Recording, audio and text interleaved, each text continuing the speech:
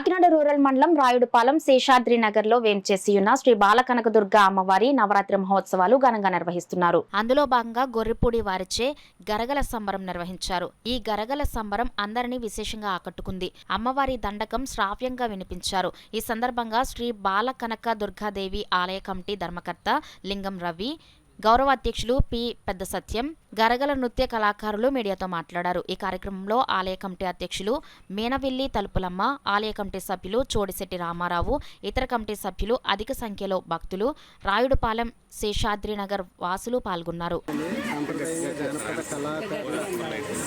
జానపద కళాకారుల నృత్యం ద్వారా మన గరగనృత్యం చేయబడుతుంది. మాది సాంప్రదాయంగా గరగనృత్యం అన్నది పూర్వం నుంచి కూడా ఆనవాయితీగా వస్తుందండి. ఈ గరగని అమ్మవారి రూపంలో మేము కొలుచుకుంటామండి. ఆ గరగ ఎప్పుడైతే మా ఇంటి మీద ఉన్నారో అప్పుడు ఆ గరగని ఒక అమ్మవారి దైవంతో మేము పూజిస్తామండి. మేము ప్రతి కళాకారుడు కూడా గరగ అనే బృందం నుంచి వచ్చిన తర్వాత ఆ బృందానికి ఎటువంటి సపోర్ట్ వచ్చినా ఏ చేసినా కానీ ఎటువంటి అంటే చేయకుండా సంప్రదాయంగా ఎటువంటి ఇష్ట నియమాలు అన్నీ చేస్తూనే ఈ సంప్రదాయంగా చేస్తామండి. లాస్ట్ ఇయర్ శ్రీ బాలకనకదుర్గాదేవి ఆలయం తరఫున మా కమిటీ గారు రవి గారు పిలిచారండి. లాస్ట్ ఇయర్ నచ్చిందండి. అదేవిధంగా మమ్మల్ని ఈ సంవత్సరం కూడా పిలవడం జరిగిందండి.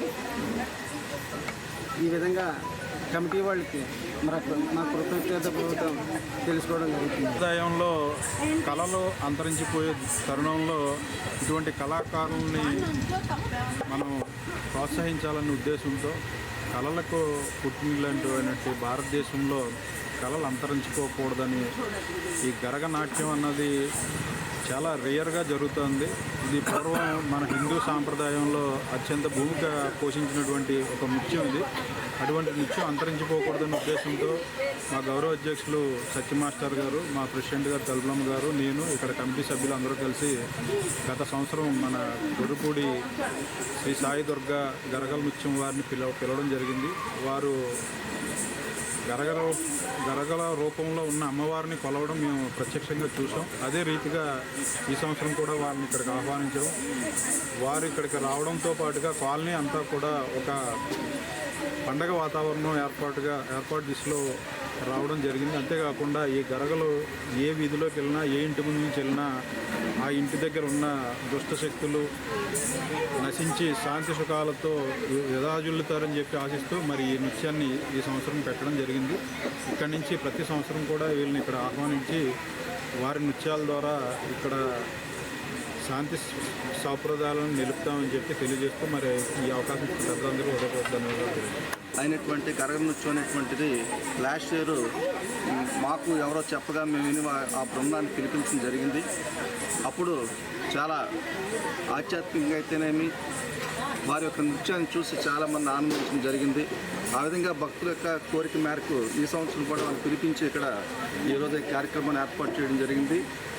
మరి ఈ ప్రాచీన కళలు ఒకప్పుడు చిన్నతనంలో మేము చూసేవాళ్ళం, తర్వాత ఎదిగిపోతే మాకు కనబడలేదు. మళ్ళా ఒక 50 ఏళ్ళు పోయిన తర్వాత మళ్ళీ ఈరోజు ఇక్కడ చూసి చాలా ఆనందించడం జరిగింది.